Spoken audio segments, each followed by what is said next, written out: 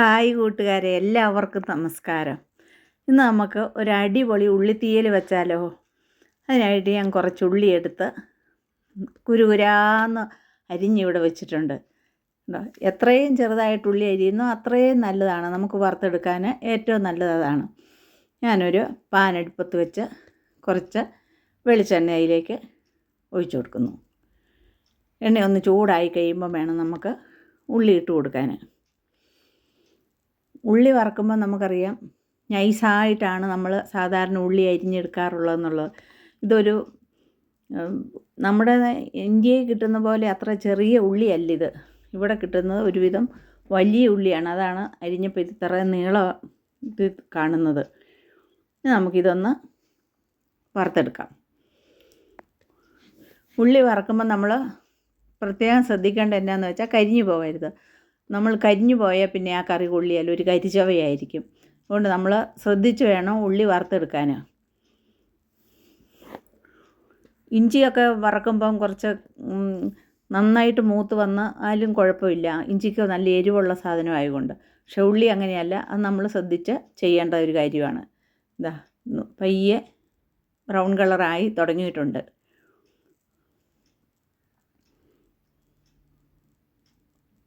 നമുക്കിതിങ്ങനെ ഇളക്കി കൊടുത്തുകൊണ്ടിരിക്കണം. അപ്പം നിറച്ച എണ്ണ ഒഴിച്ചാണെങ്കിൽ പെട്ടെന്ന് അതിനകത്ത് ഇട്ടിട്ട് വറുത്ത് കോരിയും എടുക്കാം. പക്ഷെ ഞാൻ അങ്ങനെ ചെയ്യുന്നില്ല. ഞാൻ ഇങ്ങനെയാണ് ചെയ്യുന്നത്. ഇത് ആവശ്യത്തിന് എണ്ണയുണ്ട്, ആ എണ്ണയ്ക്കകത്ത് കിടന്ന് ഇത് ഉണങ്ങി വരും. ഉള്ളി മൂത്ത് വരുമ്പം തന്നെ നമുക്കറിയാം അതിൻ്റെ കളറൊന്ന് പയ്യെ മാറിയിട്ടൊരു വെളുപ്പ് കളർ പോലെ ആയി ഇങ്ങ് വരും. അങ്ങനെ വന്നിട്ടാണ് അത് ഒരു നല്ല ബ്രൗൺ കളറാകുന്നത്. നല്ല കറുപ്പ് ബ്രൗൺ കളർ ആവുകയും ചെയ്യണ്ട ഉള്ളി. എന്താണെന്ന് വെച്ചാൽ അത് കോരി മാറ്റി വെച്ച് കഴിയുമ്പോൾ അത് കുറച്ചും കൂടെ മൂത്ത് വരും. അതനുസരിച്ച് വേണം നമ്മൾ ഉള്ളി കോരി വെക്കാനായിട്ട്. ഇതാ ഏകദേശം ഉള്ളിയുടെ ആയി വരുന്ന തുടങ്ങിയിട്ടുണ്ട്, കണ്ടോ? കളറെല്ലാം ഒന്ന് മാറി വന്നിട്ടുണ്ട്.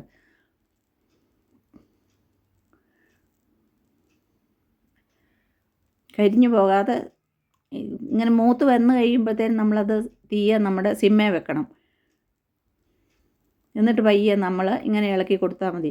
ഇതാ ഇപ്പം കളറ് മാറി ഒരു ഏകദേശം നല്ലൊരു ബ്രൗൺ കളറായി വന്നിട്ടുണ്ടല്ലോ. ഇനി നമുക്കിത് കോരി വേറൊരു പാത്രത്തിലോട്ട് കോരി മാറ്റി വയ്ക്കാം. കോരി വെച്ച് കഴിയുമ്പോൾ കുറച്ചും കൂടെ അത് ഒരു കളറ് കൂടി വരും. ആവശ്യത്തിന് ചുമപ്പ് കളറ് ഒരു ബ്രൗൺ, കണ്ടോ? ഇത് കോരി ഇപ്പം ഞാനൊരു പാത്രത്തിലേക്ക് കോരി വെച്ച് കഴിഞ്ഞു. ഇനി നമുക്കൊരു പാത്രത്തിൽ പാൻ വെച്ചിട്ട് അതിലേക്ക് കുറച്ച് എണ്ണ ഇട്ട് കൊടുക്കാം. ഇതെന്തിനാണെന്ന് ചോദിച്ചാൽ, ഞാൻ ഉള്ളി തീയൽ വെക്കുമ്പോൾ അതിനകത്ത് തേങ്ങ അരിഞ്ഞ് വറുത്തിടാറുണ്ട്.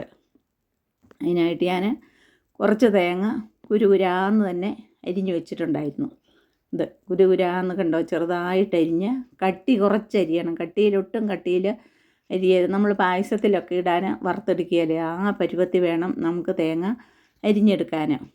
ഇങ്ങനെ ഈ കുറച്ച് തേങ്ങയും കൂടെ വറുത്തിടുമ്പോൾ ആ ഉള്ളിക്കറിക്ക് ഒരു പ്രത്യേക സ്വാദുണ്ട്. ഉള്ളിക്കറി കൂട്ടുമ്പം തന്നെ ഈ തേങ്ങ കടിക്കുക നമുക്ക് അതൊരു പ്രത്യേക രുചിയാണ്. അതിനാണ് തേങ്ങ ഞാൻ വറുത്തിടുന്നത്. എണ്ണയ്ക്കകത്ത് തേങ്ങ ഇട്ട് നമുക്കിനി ഇതൊന്ന് വറുത്തെടുക്കാം. തേങ്ങ പെട്ടെന്ന് തന്നെ വറുത്തെടുക്കാവുന്ന ഒരു സാധനമാണ്. എണ്ണയ്ക്കകത്ത് ഇട്ട് കഴിയുമ്പോഴത്തേനും അത് പയ്യെ ചുമന്ന് തുടങ്ങും, ഒരു തേങ്ങ പൊട്ടാൻ തുടങ്ങും. മൂത്ത് വരുന്ന സമയമാകുമ്പോൾ തേങ്ങാപ്പൊടി പെടുന്ന ഒരു പൊട്ടൽ വരും. അങ്ങനെ വരുന്ന സമയത്ത് കണ്ടോ പെട്ടെന്നാകുകയില്ലേ. ഇത് ഇപ്പം നന്നായിട്ടും തന്നെ തേങ്ങ മൂത്ത് വന്നിട്ടുണ്ട്. നമുക്കിത് ഒന്ന് കോരി മാറ്റി വെക്കാം.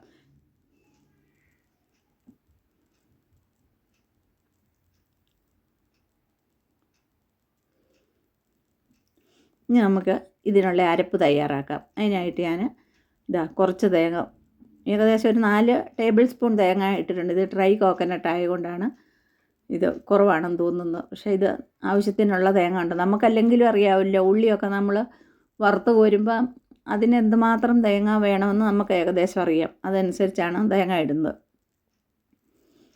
പച്ച തേങ്ങയ്ക്ക് വറുത്ത് കറി വയ്ക്കുന്നതാണ് ഒന്നുകൂടെ സ്വാദ് കൂടുതലുള്ളത്. ഇതിലേക്ക് ഞാൻ കുറച്ച് കറിവേപ്പില ഇടുന്നു. നമുക്കിത് രണ്ടും കൂടെ ഒന്ന് ഇളക്കി കൊടുക്കാം. ഇനി ഒരു അര സ്പൂണ് ഉലുവായും കൂടെ ഇട്ട് കൊടുക്കാം. ഇനി എല്ലാം കൂടി ഒന്ന് ഇളക്കാം നമുക്ക്. ഇനി ഇതൊന്ന് മൂത്തതിന് ശേഷമാണ്, ഡ്രൈ കോക്കനട്ട് ആയതുകൊണ്ട് നമ്മൾ നേരത്തെ പൊടിയൊന്നും ഇടുന്നില്ല. ഇതൊന്ന് മൂത്തതിന് ശേഷം സിമ്മിൽ വെച്ചിട്ട് വേണം നമ്മൾ ഇനി പൊടി ചേർത്ത് കൊടുക്കാൻ. തേങ്ങ ആവശ്യത്തിന് മൂപ്പായി കഴിഞ്ഞിട്ടുണ്ട്. പൊടി ഇടുമ്പം പെട്ടെന്ന് തന്നെ മൂത്ത് കിട്ടുന്നതാണല്ലോ, അതുകൊണ്ടാണ് നമ്മൾ തേങ്ങ മൂത്തതിന് ശേഷം പൊടി ഇട്ട് കൊടുക്കുന്നത്. ഇതിലേക്ക് ഞാൻ ഒരു 2 സ്പൂണ് മല്ലിപ്പൊടി ഇട്ട് കൊടുക്കുന്നു.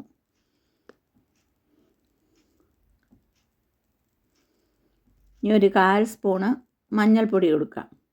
ഈ മല്ലിപ്പൊടിയും മഞ്ഞൾപ്പൊടിയൊക്കെ ഞാനിവിടെ വീട്ടിൽ തന്നെ പൊടിച്ചുണ്ടാക്കിയതാണ്. ഇനി ഒരു 1.5 സ്പൂണ് മുളക് പൊടിയും കൂടെ നമുക്ക് ചേർക്കാം. കാരണം വേറെ മുളകൊന്നും ഇതിനകത്ത് ഇട്ടിട്ടില്ലല്ലോ, അതുകൊണ്ട്. ഇനി ഇതെല്ലാം കൂടെ നമുക്ക് നന്നായിട്ടൊന്ന് ഇളക്കി മൂപ്പിച്ചെടുക്കാം. പെട്ടെന്ന് തന്നെ പൊടികൾ വേഗം മൂക്കുന്നല്ലേ, അതുകൊണ്ട് എല്ലാം തന്നെ മൂത്ത് റെഡിയായി വന്നിട്ടുണ്ട്. നമുക്ക് കോരി മാറ്റി അത് തണുക്കാൻ വെക്കാം. തണുത്തതിന് ശേഷം ഞാൻ അരച്ചെടുക്കുമ്പോൾ പ്രത്യേകം നമ്മൾ ശ്രദ്ധിക്കേണ്ടത് എന്താണെന്ന് വെച്ചാൽ ഒട്ടും വെള്ളം ഒഴിക്കരുത്. വെള്ളം ഒഴിക്കാതെ എണ്ണ നല്ലപോലെ തെളിച്ച് വേണം അരച്ചെടുക്കാൻ. എങ്കിൽ മാത്രമേ ആ കറിക്ക് സ്വാദ് വരുള്ളൂ, അല്ലെങ്കിൽ സ്വാദില്ല. ഇത് നമ്മൾ മാറ്റി വെച്ചിരുന്ന ഉള്ളി പാകത്തിന് കളറും ഒക്കെയായി. നമുക്കൊരു വേറൊരു പാത്രത്തിലേക്ക് ഇതെല്ലാം കൂടെ ഇട്ട് യോജിപ്പിക്കുക. എന്താണെന്ന് ചോദിച്ചാൽ ഇതെല്ലാം ഒരു പാത്രത്തിൽ ഇട്ട് യോജിപ്പിച്ചതിന് ശേഷമാണ് നമ്മൾ അടുപ്പിൽ വയ്ക്കുന്നത്. ആദ്യം ഞാൻ അതിലേക്ക് വറുത്ത് വെച്ച ഉള്ളി ഇട്ട് കൊടുത്തു. അതിന് ശേഷം വറുത്ത് വെച്ചിരുന്ന തേങ്ങ ചേർത്ത് കൊടുക്കാം. ഇനി നമ്മൾ എണ്ണ തെളിച്ച് തന്നെ അരച്ച് വെച്ചിരുന്നത് കണ്ടോ, എണ്ണ തെളിച്ചാണ് അരച്ച് വെച്ചിരുന്നത്. അത് ഇതിലേക്ക് ഞാൻ ഇട്ട് കൊടുക്കുന്നു. അങ്ങനെ എണ്ണ തിളച്ച് അരച്ചില്ലെങ്കിൽ ആ കറിക്ക് ഒരു കളറ് കിട്ടത്തില്ല.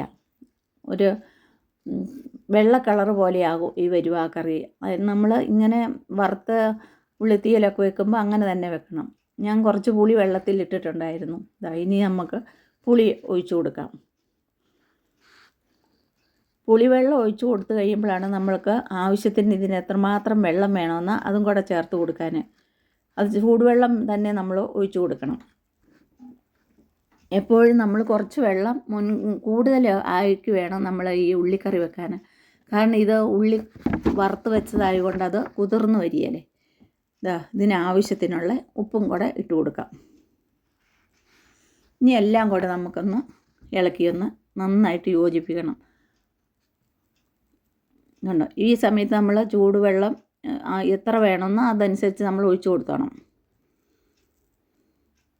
ഉള്ളി കുതിർന്ന് വരുമ്പം വെള്ളം കുറഞ്ഞ് അത് കുറുകിപ്പോകും. ഇനി ഇതിന് ഉപ്പും പുളിയൊക്കെ ഉണ്ടോ എന്ന് നമുക്കൊന്ന് നോക്കാം.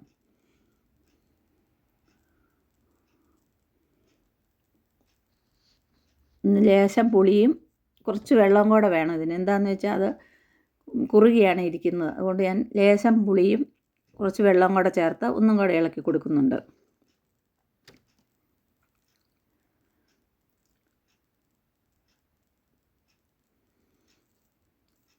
ഇനി നമുക്കിത് അടുപ്പത്ത് വെക്കാം. ഇത്രയും ചേർത്തതിന് ശേഷമാണ് നമ്മൾ അടുപ്പത്ത് വെക്കുന്നത്. അടുപ്പത്ത് വെച്ച് കഴിഞ്ഞാൽ നന്നായിട്ട് ഇത് തിളയ്ക്കണം. ഈ കറി തിളച്ച് വന്നെങ്കിൽ മാത്രമേ ആ അരപ്പ് ഉള്ളിയെ പിടിച്ച് നല്ല സ്വാദ് വരുള്ളൂ. അതുകൊണ്ട് നല്ലപോലെ തിളച്ച് കഴിഞ്ഞതിന് ശേഷമാണ് നമ്മൾ ഇതിലേക്ക് കടുക് വറുത്തിടുന്നത്. ഇപ്പം തിളച്ച് തുടങ്ങിയിട്ടുണ്ട്, കണ്ടോ.